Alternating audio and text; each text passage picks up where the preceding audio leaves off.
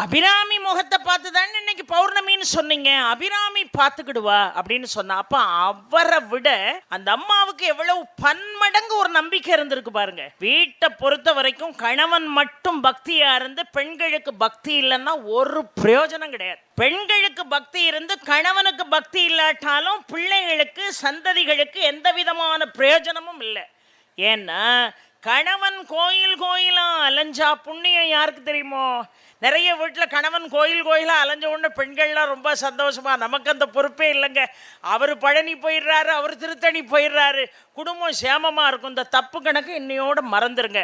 கணவன் கோயில் கோயிலாக அலைஞ்சா புண்ணியம் யாருக்கு? அவர் பெத்த பிள்ளைக்கு. ஆனால் மனைவி கோயில் கோயிலாக அலைஞ்சா அவளுக்கு புண்ணியம் வேணும்னா அவ தான் கோயில் கோயிலாக அலையிடுமே தவிர அவ கோயில் கோயிலாக அலைஞ்சதுனால எந்த விதமான புண்ணியம் அவளை தவிர வேற யாருக்கும் இல்லை.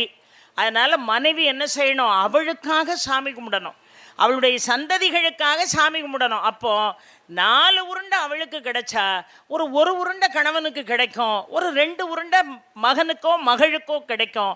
ஆக வீட்டில் பெண்கள் சாமி கும்பிடணும். ஆனால் சாமி கும்பிடுறதுக்கு என்ன பலன் அப்படின்னு கேட்டால், உங்கள் மனசு மூல சௌகரியமாக இருக்கணும், நீங்கள் ஆரோக்கியமாக இருக்கணும், நீங்கள் நிம்மதியாக இருக்கணும்னா நீங்கள் தான் சாமி கும்பிடணுமே தவிர வீட்டுக்கார் கோயில் கோயிலாக மாலை போட்டு அலைகிறதுனால அந்த புண்ணியம் உங்களுக்கு வந்துடும்னு அக்கடான்னு உட்கார்ந்துருந்தீங்கன்னா ஒரு புண்ணியமும் வராது.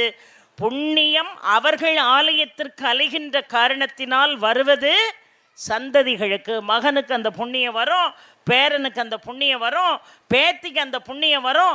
ஆக மொத்தத்தில் இதிலிருந்து என்ன புரியுது? ஒரு குடும்பம்னு இருந்தால் ஆணும் பொண்ணுமே பக்தியாக இருக்கணும். ஆணும் பொண்ணுமே எப்படி இருக்கணும்? பக்தியாக இருக்கணும். ஆணும் பொண்ணுமே நம்பிக்கையாக இருக்கணும். அந்த அம்மா நம்பிக்கையாக இருந்தால் கவலைப்படாதீங்க, அபிராமி பார்த்துக்கிடுவா.